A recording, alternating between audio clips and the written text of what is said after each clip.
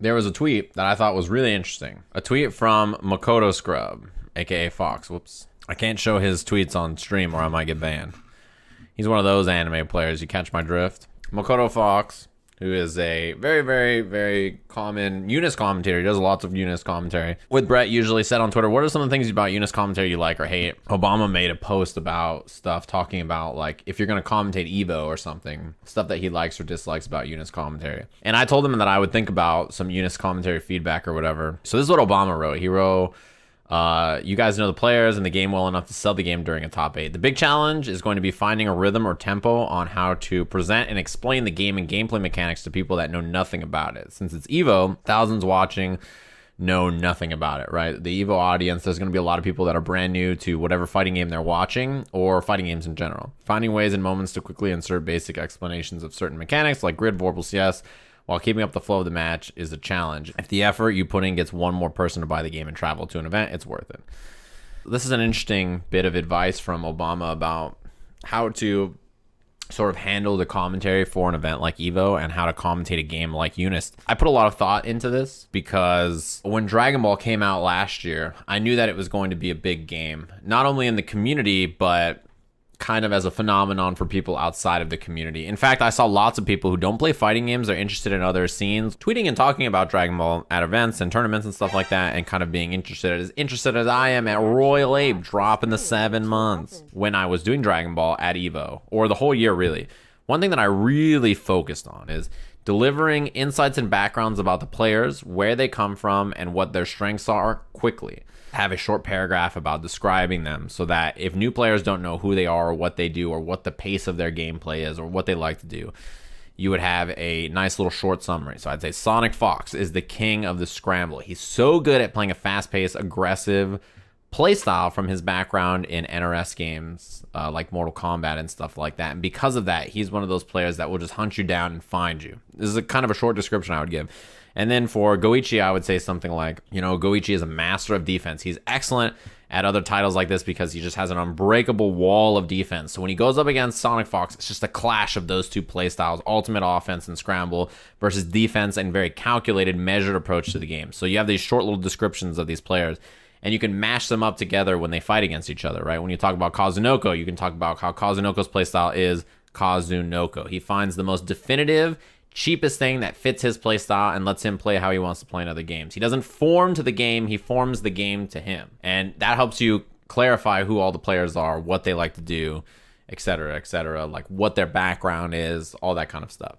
One thing that he brings up that I think is very important is he talks about how to present, explain the game and gameplay mechanics to people that know nothing about it without sacrificing technical bits and analysis. Finding ways and moments to quickly insert basic explanations of certain mechanics like grid, vorpal, CS while also keeping up the flow of the match. So, when you are commentating a tournament like EVO, there's 2 bits of advice that I will give you. One is contradictory to what Obama says. Obama says EVO is a big event. It's, you got to treat it differently than the other events, etc. And I do agree to that a certain extent. The other thing you have to remember about EVO is you don't get hired to EVO to commentate different than how you normally commentate. What I mean by that is I feel like a lot of people have an issue when they go to EVO. They kind of feel like this is EVO. I really have to nail it.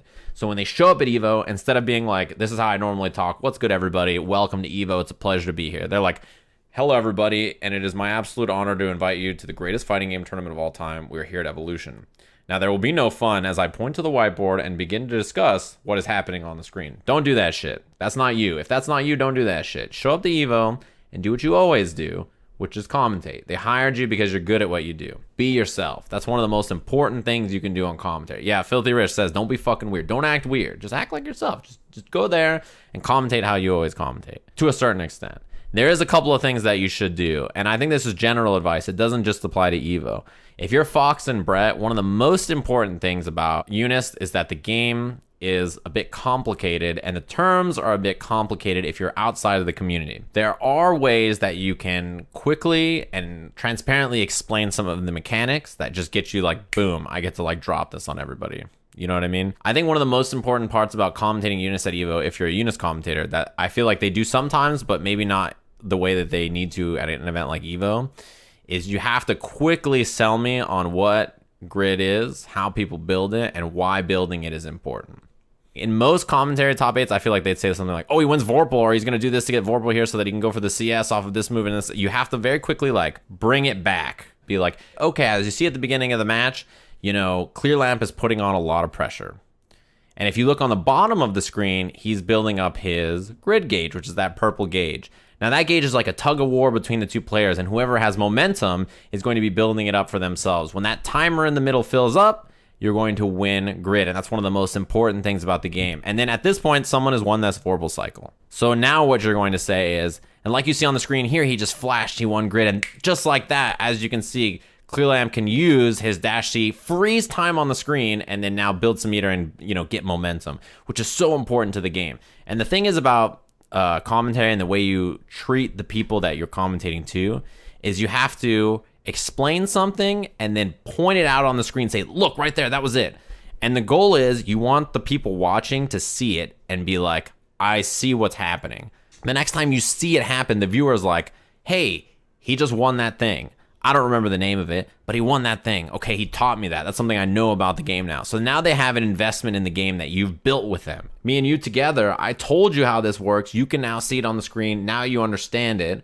Now there's a part of the game that you and me can like talk about. And when I bring it up, you'll understand how it's going in the game. So you have to hit them with that. Hey, it's so important to build this gauge. You can see why on the screen. And when they do something with that gauge, the first time in the match, you got to hit them with it. You know, that's something that, like, I feel like if you are a UNIST commentator, you have to hit a couple of times per top, you know, block that you're doing. You know, you have to hit this explanation.